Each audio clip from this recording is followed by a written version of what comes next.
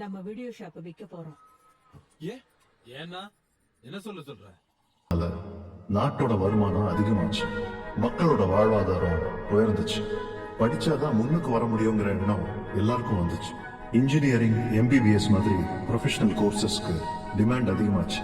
இந்த மாற்றத்தை புரிஞ்சுக்கிட்ட சில வியாபாரிங்க எஜுகேஷனை பிசினஸா மாத்த ஆரம்பிச்சாங்க.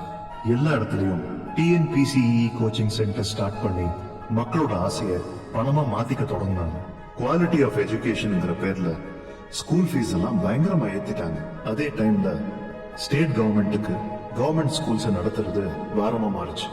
டீச்சர்ஸ்க்கு சம்பளம் கூட கொடுக்க முடியாத நிலைமைக்கு கவர்மெண்ட் வந்துச்சு.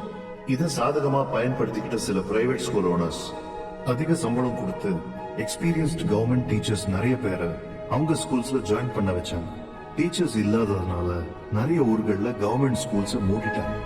அதனால புவர் ஸ்டூடெண்ட்ஸ் எல்லாருக்கும் படிப்புங்கிறதே ஒரு கனவா மாறிடுச்சு. நீங்க ஃபீஸ்ல 80% கேஷா தானே வாங்குறீங்க. பிளாக் இந்த வயசுல IT ரைடு வந்தா தாங்குவீங்களா? திருப்பதி, நம்ம பெஸ்ட் டீச்சர்ஸ் நீங்க சொல்ற மாதிரி கவர்மெண்ட் ஸ்கூல்ஸ்க்கு அனுப்பிச்சிட்டோன்னு வைங்க, பிரைவேட் ஸ்கூல்ஸ்க்கு யார் சார் வருவாங்க? Use your brain Sudhakar. Best teachers அனுப்ப போறோம்னு யார் சொன்னது? எனக்கு புரியல. நாம அனுப்ப போறது சார் சார் சார் பிடிக்காம கூப்பிட்டு இருந்தேன். இன்னைக்கு என் பிள்ளைய ஒரு ஸ்கூல் மொத்தமும் சார் சார் கூப்பிடுதே, நானும் சார் கூப்பிட்டுக்கிறேனே. பாலா சார், உன் பையன் பெரிய சார் இல்ல, குட்டி சார். அது ஒன்னும் அவ்வளவு பெரிய விஷயம் இல்லப்பா. படிப்பு சொல்லி தர எவனா இருந்தாலும் வெயிட். சிட்டி నుంచి கவர்மெண்ட் ஸ்கூலுக்கு வந்த வாத்தியார் நீங்க தானே சார்? நான் கவர்மெண்ட் ஸ்கூல் பியூன் சார். என்னங்க நீங்க பேசும்போது தெலுங்கு வட அடிக்குது. இது ஆந்திரா பார்டர் காதா சார்? இப்படிதான் கலந்து இருக்கும். என்ன மாதிரி பாதி பேர் தெலுங்கு தான் சார் இங்க.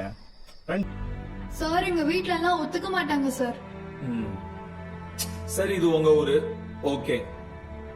நாளைக்கு காலேஜ்க்காக சிட்டிக்கோ டவுனுக்கோ போனீங்கன்னா அங்கேயும் போய் வேற வேற ஆளுங்கன்னு தான் சொல்லுவீங்களா?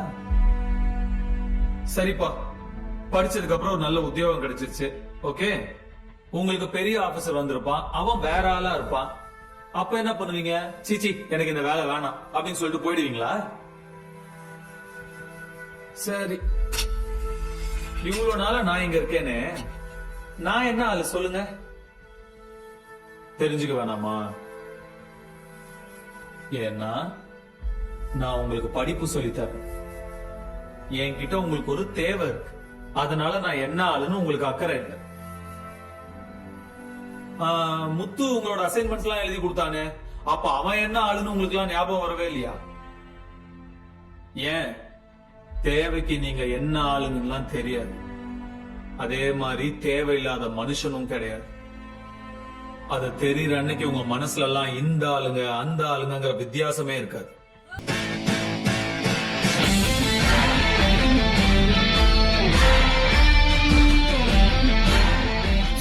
மச்சான் மச்சான் மச்சான் மச்சான் மச்சான் ஒரு நிமிஷம்.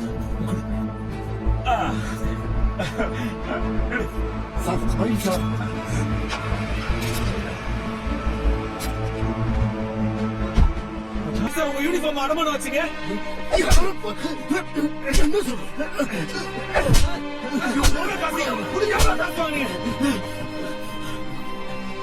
போலீஸ்கார மேலேயே கை வைக்கிறியா?